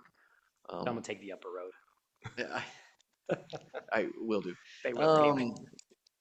But looking through here, the transmission line that's associated with that tank, we're still working on that and still working to acquire the property. The mayor's been heavily involved in that, to where we're paying gates to try and get that property that we need or an easement in order to install those lines. They are ready to go. Facer Construction's been installing a few different lines for the city, and they'll move up there because they were awarded that bid. And then the well studies and water line construction, those things are still ongoing, but that's a general update regarding water. Any questions for Alan on water? Very excited. Saw the giant hole. My kids are very excited about it. And they are doing great. I mean, just so you know, like literally employees that go out at night, they'll drive around and they monitor to see if people are abiding by restrictions for water. The reason is not to be a pain in the butt or really catch individuals. What it is if people abide by those restrictions, they give them friendly reminders, door hangers. It's because if people utilize that system and they water at the appropriate times, it allows all of the reservoirs to recharge properly, so they can fill the reservoirs in a timely manner. Yeah, that's good to know. That's the reason. It's not really to stick it to anyone. Don't pull up that I know in my GIS map. area, people have sort of grown accustomed to the rules, hot and this so it's not a huge issue for anybody. At least it hasn't been for this year. I haven't gotten as many complaints. So I do like having the restrictions very similar Yeah. to years previous. I just think it simplifies everything. And 3 days a week is really just, that's More what than everyone enough should be watering. All right, Civic Center. Civic Center, so you can see over at the Civic Center what's taking place right now. They're putting the EFS fencing in for stucco on this side. They're doing all the exterior. They're wrapping up a lot of the electrical work. They are putting some of the concrete out here. That's just part of the contract with the contractor. We're having them delay a significant portion of that because the city will be heavily involved in installing the remaining landscaping. We're trying to shoot for the moon on that. And what I mean by that is making it very useful for the library to be able to utilize that for several different types of events, outdoor story time, productions, Mike the Magician, Scales and Tales, those types of things. So we can have constant programming. And I mean, for reservations of the facility, like if they have a wedding there or something else, we want the grounds to look really, really nice and very accommodating for whatever takes place out there. So that's an update on that. Yeah, I And think then we'll that's do a makes little bit more fundraising in the coming weeks. We'll have It was a a fun kickoff tour 2 weeks ago fundraising. too. That Thanks was a for really hosting cool that. Yeah. Was that 2 weeks ago? It was 2 weeks ago. I think Week so. and a half It ago? was a Okay. week from, That was fun. it was a We all showed up. 10 days Good ago. pictures too. Trent's working just, Trent's awesome. I think he didn't anticipate being the construction manager, but hats off to him. That's tough. Yeah, he Yeah, likes he's it. doing a great job. All right, reports, Alan. Okay, sorry. Chief, we got you. Now you got me all confused. Tyler, Ryan, Tyler, Aaron. what did you do to me? Please, Aaron, any items for us? Hanson, Let's just Aaron throw in Hanson. let's just throw in another name. Mike. Good night. Josh. Sorry, Aaron. You can tell it gets a little crazy without Lindsay here. Scott, any other items? And Scott B. Just to let you know, the ballot for the primary election has been approved and sent to the candidates. And the primary election is just for the city council seats. We need to eliminate one individual so that we have 4 for the general election. So When is that again? What is the date of the primary? August. Oh, it's not August till 12th. August. Okay. So the ballots will go out about 3 weeks before that. Okay. Thank you, Scott. Alan. Oh, just going through these dates. Scott, what was the date for the primary? Sorry to put you on the August. spot. August 12th. Let me just put that in here. Is this Google Sheets? No, this is Google. This is a doc. Google Docs The still. doc that he made it Terrible. too. It hurts my eyes. It hurts my... I get I bet you're the same way, Kenny, to be honest. You wouldn't Okay. love it either, do you? Oh, no. Yeah. Jumping down through here. So Touch a Yeah. Truck will be this Saturday. So Touch a Truck is a major event. If you haven't been there, it's really fun. I got to Especially turn on the for the lights smaller once. kids. It's fun. There'll be the fire department, police department, public works department. I think they'll also have some military vehicles. I think helicopters coming in. I think there's just so much stuff taking place, and it's a really cool event that they put together. I don't know the date on this still, and we'll have to wait for our mayor to get back to tell us whether that's the 24th or when that is. And the movie in the park, Coco, is on the 24th. That's on the east side of the HSC building. There's a lot of shade there, so they'll watch that at that time. Scales and Tales, that's that huge event. It takes place at the HSC. It's funded by the library or brought to us by the library. but it's at the HSC because there are several hundred people that come to each of those showings. And then the free skate night, this is organized with the Eccles Eye Center, thanks to them, on June 27th at 6 p.m. That's for all North Logan City residents. And then going down through here, I'm trying to see, chip seal site. If you guys are interested, I'm trying to coordinate this. Their chip seal is a little bit earlier than normal. It's on June 30th this year. That's a Monday. If you guys can make it, that would be great. So just put that on your docket. Put that on your calendar for June 30th. At Anybody noon. that can make that? I know I cannot. Mark, you're out. I see you shaking your head no. Mark's had the, yeah. I did too. Enjoyed Mark's it got to too. drive the paver, the chip layer. Okay, Joni, Emily, Kenny, maybe June 30th. I've got a 12:30 meeting at work. I'll be there. Might be Joni now. They let everyone drive the truck the last time, They and I did. wasn't there, and I felt incredibly offended. That happened to by me that. too. Yeah. You made me like direct traffic. Yep. And It's I want to in- drive the truck. Please, See? please don't, Chief. To, I got made fun of a lot for how I did it last time, so I don't need more of that. to their, to I their, want to get made fun of for how I drive, okay? to their credit, you do have to be over 30. So, Okay, well, Definitely goes over 30. I saw this. okay, that's enough out of you. okay. How long? Mute him. Tony wants to know where that's at. Where is The- this? oh, that would be out in the industrial sector. So somewhere west of Main Street, like 200 west and 400 west. We just meet at the city office and follow You you? could or just meet out there. You'll see them. They'll be out in the You're middle not of the road, taking up the whole Oh, I road. don't think I can. Unless, how long does that go It's- for? it's that area. You can duck out. early. Commercial, out. To like an Well, it depends. till One two. time Industrial. Chip didn't show Industrial. up for an hour and a half, so sat for an hour and a half and waited for it to show up. Really? I mean, Colby got real into detail about the grit levels. It was really, I was like, oh, you really do know what you're So- talking about. One other thing is the employee summer party. So just so you know, that is June 30th. So put that on your calendar, 6 to 8 p.m. So make sure that you're in attendance at the summer party. Normally it's at the Redneck Water Slide. This year we're just gonna do it at Meadowview. Half the employees want it here, half the employees want it at the Rednecks. We'll bounce back and forth between the two No incoming years. redneck water slide and no burn in this year. Burnout. Burnout. My favorite event of the year. That's are we done with that? We could see if they want to do it in No, future years. I'm okay. I'm shocked. I didn't think you'd ever. Sorry, I mean, I'm sad not to have the burnout because I really enjoyed the, the smell of burning rubber. It was good. It was an exciting On a year. 100-degree day. Yes. Anyway, we'll look at that. I'll provide more details on that in coming weeks. The only other thing I'll bring up is the mayor's message. Who's up for July? Oh, it's the mayor. Mayor. Oh, that's We'll embarrassing. bug her. Send her text tonight. Let her have it. Okay. Thank you, Alan. Was that it? Sorry. That's it. Sorry. Okay.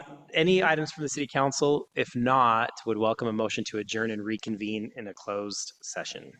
Motion, we convene. in We have to closed adjourn, session. right? We Adjourn. adjourn, no. No, you just move into closed Going to session, move but into for the closed reason session. Seeking a stated. motion That's to real property. Okay, I make a motion that we seek to move into a closed session For the purpose for the of. purpose of The acquisition. You of real just read property it. and pending acquisition of real property and pending litigation. Beautiful. And the Second. location. The motion You need to there, is state there the a second? location. And you have a roll call vote. Yep, is there a Do we second? have to state the location that we're moving to? At least the ordinance says you have to state the location. We're moving into the conference room. There you go. Is that Okay, what let's we try need this to again, say? Jody. Why don't we Is it- retry that? So, I don't want to. Okay. Okay, fine, I'll do it. Okay. I motion that we move into a closed session to discuss the acquisition of, sorry, we You don't During have this to week. adjourn. I was under the impression we didn't have to We can go adjourn. closed You're just session, moving We into just moved to a that. closed session because we haven't, Okay. we have to come back. Okay. My We're gonna bad. move to a closed session to discuss the acquisition of real property and pending litigation in the aforementioned conference room. motion on the table. Is there a second? Now I'll second that. Second by Joni. I'll call for a roll call vote. Joni, Yes. Emily, Aye. Kenny, Hi. Mark. Aye. Motion passes. We will move to closed. Okay. My head hurts. Aaron, I'm really sorry I got your name wrong and then started buzzing down that terrible road. Well, it started with me with Chief Thompson, so. Honestly, when I you don't know call what I him was thinking. Hanson, It I just honestly came found out. myself being like, That's true. Like you say, that's good. Well, I was thinking Nate because I'm like, don't call him Nate. He's the I keep thinking I want to just try and be able to make the motion, and I don't like it. I really don't.